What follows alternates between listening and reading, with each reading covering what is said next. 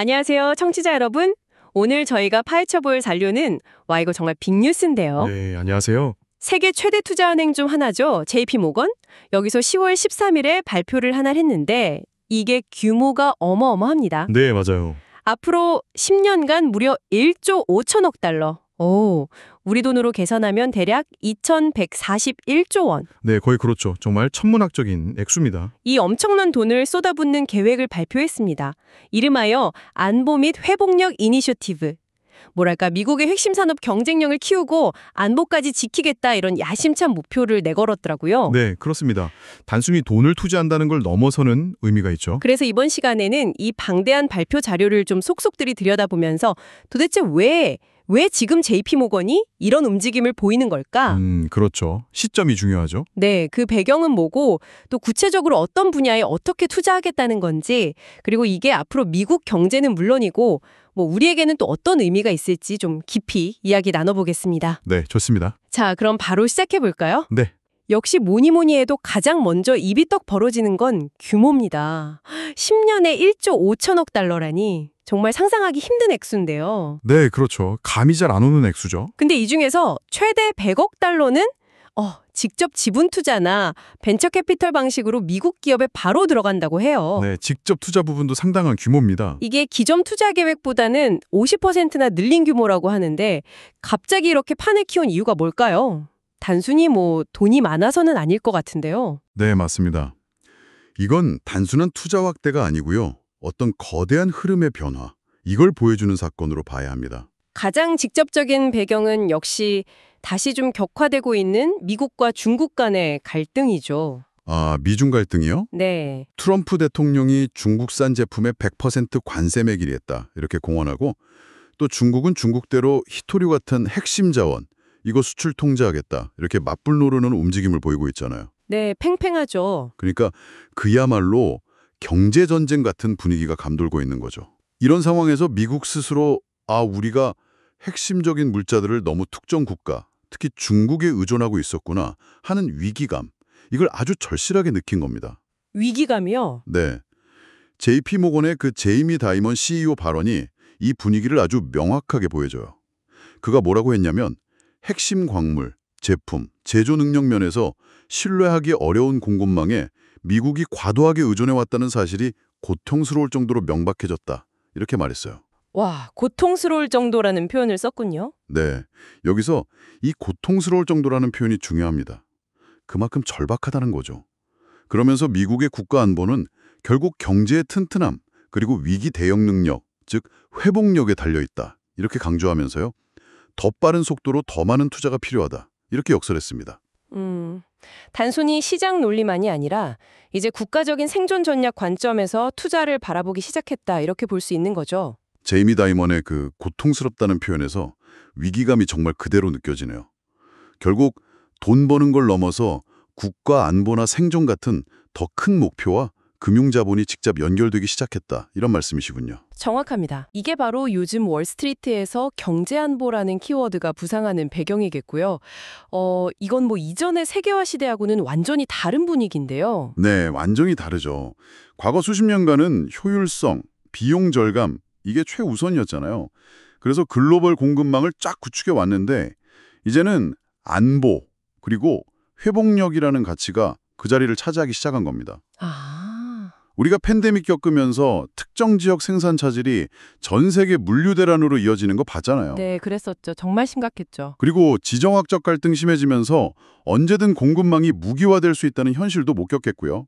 이런 경험들이 쌓이면서 월가의 투자 패러다임 자체가 바뀌고 있는 겁니다. 다이먼 CEO가 과도한 규제나 어떤 관료주의적인 지연, 이런 장애물 제거 필요성까지 언급한 것도 같은 맥락으로 볼 수 있습니다. 속도가 중요하다는 거죠. 그렇군요. 이 패러다임의 전환이라는 말이 정말 실감이 납니다.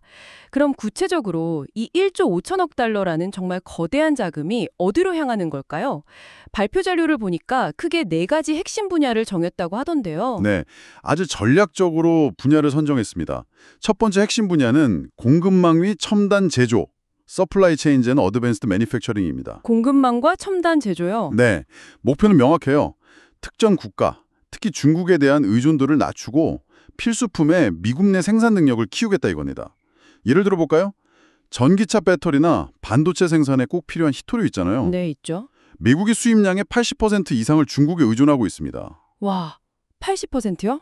네. 그리고 우리가 먹는 약의 원료, 그러니까 의약품 원료는 73%를 해외 수입에 기대고 있고요. 또 첨단 기술의 쌀이라고 불리는 반도체 칩, 이거의 65%는 아시아 지역에서 생산됩니다. 이야, 80%, 73%, 65%. 숫자들이 정말 충격적인데요. 평소에 그냥 막연하게 느꼈던 의존도인데 이렇게 구체적인 수치로 보니까 훨씬 심각하게 다가옵니다. 이런 약한 고리들을 이제 끊어내겠다, 이런 거군요. 바로 그겁니다. 그래서 핵심 광물 채굴부터 정제까지 이걸 미국 안에서 처리할 수 있는 역량을 키우고 또 제약 원료, 이걸 제약 전구체라고 부르는데 이 생산 시설을 확보하고 그리고 공장을 더 똑똑하고 효율적으로 만들 로봇 공학이나 아주 작은 단위에서 물질을 다루는 나노 소재 기술, 그리고 국가 방위나 물류에 중요한 조선업까지 투자해서 공급망 자체를 튼튼하게 만들겠다는 계획입니다. 네. 동시에 첨단 제조업 분야에서는 자동화를 늘리고 생산성을 높여서 비용 경쟁력까지 확보하려는 목표를 가지고 있죠. 공급망 이야기가 나왔으니 이제 안보 이야기로 넘어가 볼까요? 두 번째 분야가 국방 및 항공 우주 쪽이라고 들었습니다. 이쪽은 어떻게 달라지는 건가요? 네, 두 번째 분야는 국방 및 항공 우주, Defense and Aerospace입니다. 여기에는 최근 우크라이나 전쟁 같은 걸 통해서 현대전의 양상이 급격하게 바뀌고 있다, 이런 인식이 깔려 있어요. 아, 현대전의 변화요? 네, 과거처럼 값비싼 대형 무기체계 중심에서 좀 벗어나서 저렴하면서도 효과적인 무기들, 이런 것들의 중요성이 커지고 있다는 거죠. 동시에 주요 탄약 비축량이 좀 부족하다는 현실적인 문제도 있고요. JP모건 측에서도 저비용 드론, 인공위성, 전자전 같은 현대방위 기술 투자가 시급하다고 명확히 언급했습니다. 드론, 인공위성, 전자전. 네, 그래서 구체적으로는 차세대 방위 기술 전반, 특히 대량으로 운용 가능한 저비용 드론 같은 무인 시스템, 탐지나 요격이 어려운 미사일과 극초음속 무기 기술, 군사 및 통신 목적의 우주선과 발사체 기술, 그리고 미래 통신 기술인 육지를 포함한 보안 통신 시스템, 이런 데에 집중 투자할 계획입니다. 목표는 핵심 방위 산업의 미국 내 생산 기반을 강화하고 기술 혁신을 촉진하고 또 이 분야의 유망한 스타트업들이 성장할 수 있는 생태계를 만드는 겁니다. 흥미로운 점은 단순히 탱크나 전투기 같은 전통적인 무기 생산을 늘리는 게 아니라 드론, 우주, 통신, 극초음속 무기같이 뭐랄까 미래 전장의 판도를 바꿀 수 있는 그런 기술에 집중한다는 거네요. 맞습니다. 미래지향적인 거죠. 여기서 지휘 통제, 커맨드 앤 컨트롤, 기술이나 분산형 메쉬 네트워크 같은 용어도 강조되던데 이건 어떤 개념인가요? 아, 네. 좋은 질문입니다. 지휘 통제는 쉽게 말해서 전장에서 각종 무기나 병력을 효과적으로 지휘하고 통제하는 시스템 전체를 의미합니다. 네. 여기에 인공지능 같은 첨단 기술이 접목되면 훨씬 빠르고 정확한 판단이 가능해지겠죠. 아하. 그리고 분산형 메시 네트워크는 중앙 서버 없이 여러 기기들이 서로 직접 그물망처럼 연결돼서 통신하는 기술이에요. 일부 통신망이 파괴되더라도 전체 시스템은 유지될 수 있어서 군사작전에서 통신의 안정성과 보안성을 크게 높일 수 있습니다. 아, 그러니까 끊어지지 않는 통신망 같은 거네요. 네, 그렇죠. 미래 전장의 핵심 인프라 기술이라고 할 수 있습니다. 아하, 단순히 무기 자체뿐만 아니라 그것을 운용하고 연결하는 시스템 기술까지 중요하게 보고 투자한다. 이런 거군요. 이해가 됩니다. 자, 세 번째 분야는 에너지 쪽인데요. 이건 역시 안보와는 정말 뗄래야 뗄 수 없는 문제죠. 그렇습니다. 세 번째는 에너지 독립 및 회복력, 에너지 인디펜던스 앤 리질리언스입니다. 안정적인 에너지 공급은 모 국가 경제를 움직이는 혈액과 같다고 할 수 있죠. 특히 최근 폭발적으로 성장하는 인공지능 AI 같은 첨단 기술은 엄청난 양의 전력을 필요로 하거든요. 네, 맞아요. 전력 소모가 엄청나다고 하죠. 그래서 에너지를 자급자족하고 또 외부 충격에도 흔들리지 않는 강건한 에너지 시스템을 만드는 것이 무엇보다 중요해졌습니다.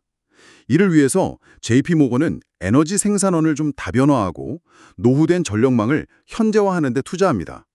구체적으로는 안전성을 높인 차세대 원자력 발전, 효율을 극대화한 새로운 태양광 기술, 생산된 전기를 저장하는 에너지 저장 시스템, 즉 대용량 배터리 기술, 그리고 자연재해나 사이버 공격에도 전력 공급을 유지할 수 있도록 전력망의 회복력을 높이는 기술, 이런 것들이 주요 투자 대상입니다.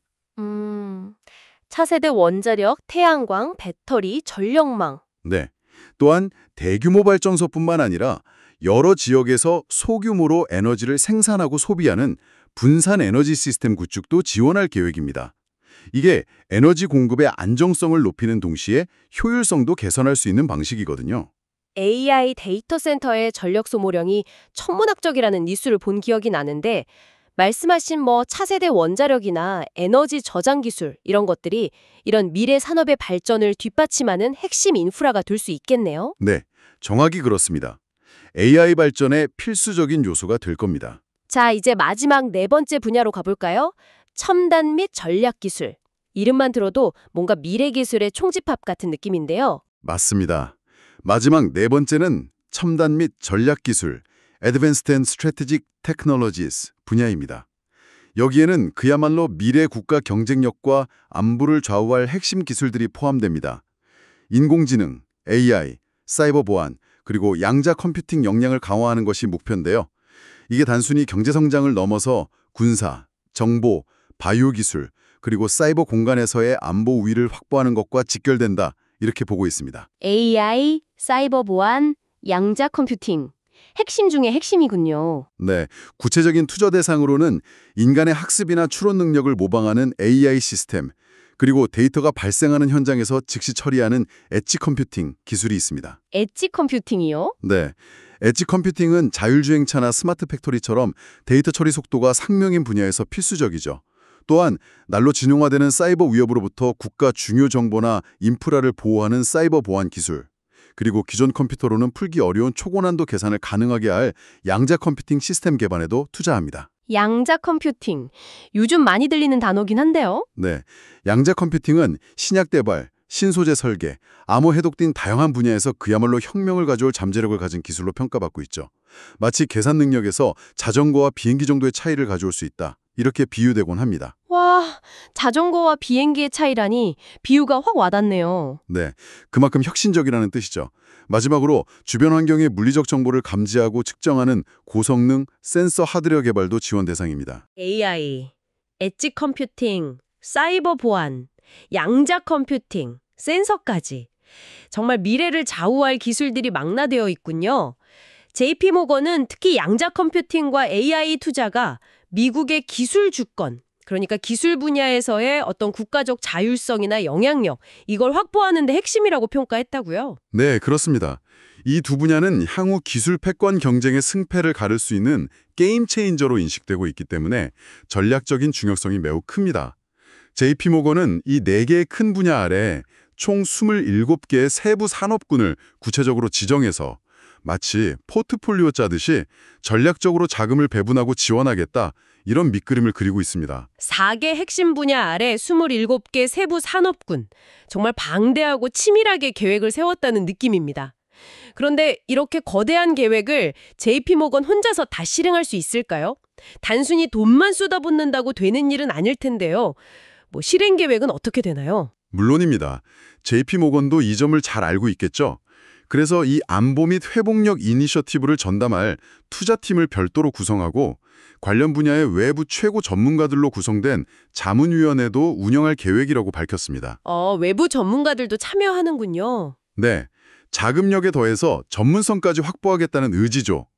또한 자체적으로 공급망이나 기술 동향에 대한 심층적인 연구 역량을 강화하고 관련 기술을 가진 기업, 연구기관, 정부기관 등과 전략적인 파트너십을 구축해 나갈 것이라고 합니다. 그러니까 일회성 이벤트가 아니라 장기적인 관점에서 꾸준히 그리고 체계적으로 추진하겠다는 로드맵을 제시한 셈입니다. 내부 역량 강화와 외부 협력을 동시에 추진한다. 그렇군요. 발표 직후에 시장 반응은 어땠는지 궁금합니다. 이렇게 큰 규모의 발표라면 투자자들이 즉각적으로 움직였을 것 같은데요. 네, 시장은 아주 뜨겁게 반응했습니다.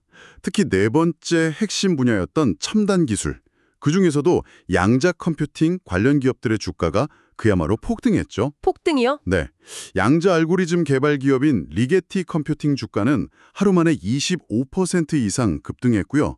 양자 어닐링 방식의 하드웨어를 만드는 D-Wave 퀀텀 역시 23% 넘게 치솟았습니다. 와, 하루 만에 20% 이상이라니? 네, 그 외에도 이온 트랩 기술의 선두주자인 아이온큐, 초전도 큐비트 기반의 아르킷 퀀텀, 양자 클라우드 서비스를 제공하는 퀀텀 컴퓨팅 주식회사 등 다른 관련 기업들의 주가도 대부분 두 자릿수 상승률을 기록했습니다. JP모건의 발표가 양자 컴퓨팅 분야 전체에 대한 기대감을 한껏 끌어올린 거죠. 정말 대단하네요. 양자 컴퓨팅뿐만 아니라 핵심 광물 채굴 및 재련 관련 기업, 차세대 국방 기술 기업, 반도체 소재 및 장비 기업들이 포함된 상장지수 펀드 ETF들도 일제히 상승세를 보였습니다. 더 나아가서 앞으로 벤처 캐피털, VC나 사모펀드 PE 같은 전문 투자 자금들이 이 4대 핵심 분야로 더 많이 흘러들어와서 관련 스타트업 생태계가 더욱 활성화될 것이다. 이런 기대감도 커지고 있습니다. 네. JP모건의 이번 발표가 마치 이제 이 분야들이 유망하니 다들 주목하세요 하는 강력한 시그널을 시장에 던진 셈입니다. 양자 컴퓨팅 회사 이름까지 구체적으로 언급될 정도로 시장이 즉각 반응했군요. JP모건이라는 거인의 움직임이 관련 산업 전체에 미치는 파급력이 상당하다는 걸 보여주는 것 같습니다. 네, 그렇습니다. 자, 그럼 지금까지 살펴본 이 모든 내용들이 오늘 저희와 함께하고 계신 청취자 여러분께는 어떤 점을 시사할까요? 이게 단순히 미국만의 이야기는 아닐 것 같은데요. 또 계속 강조했듯이 월스트리트로 대표되는 민간 금융 자본의 투자 패러다임이 이제 단순한 수익률 극대화를 넘어서 경제 안보라는 국가적 목표와 결합되기 시작했다는 것. 이게 매우 강력한 신호입니다. 패러다임의 변화군요. 네. 이건 앞으로 다른 금융기관이나 투자자들에게도 영향을 미칠 가능성이 높습니다. 과거 냉전 시대의 방위산업과 민간 자본이 결합했던 것과 좀 유사한 흐름이 새로운 형태로 나타나고 있다. 이렇게 볼 수도 있겠죠. 네. 둘째, 이번 발표는 미중 간의 기술 패권 경쟁과 경제적 갈등이 단기간에 해결되기보다는 앞으로 상당 기간 지속될 가능성이 높다는 점을 시사합니다. 장기화 가능성. 네. 따라서 기업들은 특정 국가에 대한 과도한 의존에서 벗어나서 공급망을 다변화하고 또 예기치 못한 리스크에 대비하는 능력을 키우는 것이 더욱 중요해질 겁니다. 청취자 여러분께서 속한 산업이나 투자하시는 분야에도 분명 영향을 미칠 수 있는 변화입니다. 네, 그렇죠. 셋째, 미국 정부가 추진하는 핵심 산업 육성 정책들 있잖아요. 예를 들어 반도체 지원법 칩스 액트나 인플레이션 감축법 IRA 같은 것들. 이런 정책 방향과 JP모건 같은 거대 민간 자본의 투자가 경제 안보라는 공동 목표 아래 시너지를 내는 모습이 뚜렷해지고 있습니다. 정부와 민간의 협력. 네, 즉 정부 정책과 시장의 힘이 결합해서 특정 산업 분야를 집중적으로 육성하려는 움직임이 가속화될 것이라는 점입니다. 안보와 경제가 분리되는 것이 아니라 하나로 융합되는 추세가 더욱 명확해지는 거죠. 월가의 패러다임 변화, 미중 갈등의 장기화 가능성, 그리고 정부 정책과 민간 자본의 결합. 정말 중요한 시사점들이네요. JP모건의 이번 발표는 단순히 하나의 투자 계획을 넘어서 앞으로 변화할 글로벌 경제 및 안보 지형의 어떤 축소판을 보여주는 것 같습니다. 네, 맞습니다. 공급망 재편부터 첨단 기술 경쟁까지 우리에게도 참 많은 생각거리를 던져주고 있습니다. 맞습니다. 여기서 한 가지 더 생각해 볼 질문을 던져볼 수 있을 것 같습니다. 어떤 질문일까요? 이렇게 막대한 자본이 안보라는 논리에 따라서 특정 전략 분야로 집중될 때 과연 이것이 경제 전체의 효율성 측면에서는 어떤 영향을 미칠까요? 효율성 문제. 네, 예를 들어 안보와 직접적인 관련이 좀 적다고 여겨지는 다른 중요한 산업 분야들은 상대적으로 투자를 받기 어려워지거나 좀 소외될 가능성은 없을까요? 그럴 수도 있겠네요. 또한 국가 간 기술 협력보다는 좀 폐쇄적인 기술 블록화나 경쟁 심화로 이어져서 글로벌 혁신 속도를 오히려 늦추는 부작용은 없을지 이런 점도 고민해 볼 필요가 있습니다. 즉, 안보를 얻는 대가로 우리가 치러야 할 다른 비용은 무엇일까 하는 질문이죠. 앞으로 계속 주시하면서 답을 찾아가야 할 중요한 문제인 것 같습니다. 안보를 위한 집중 투자가 가져올 또 다른 그림자까지 생각해보게 되는군요. 정말 흥미로운 탐색이었습니다. 오늘 저희와 함께 JP모건의 거대한 계획 속으로 깊이 들어가 주셔서 감사합니다. 네, 감사합니다.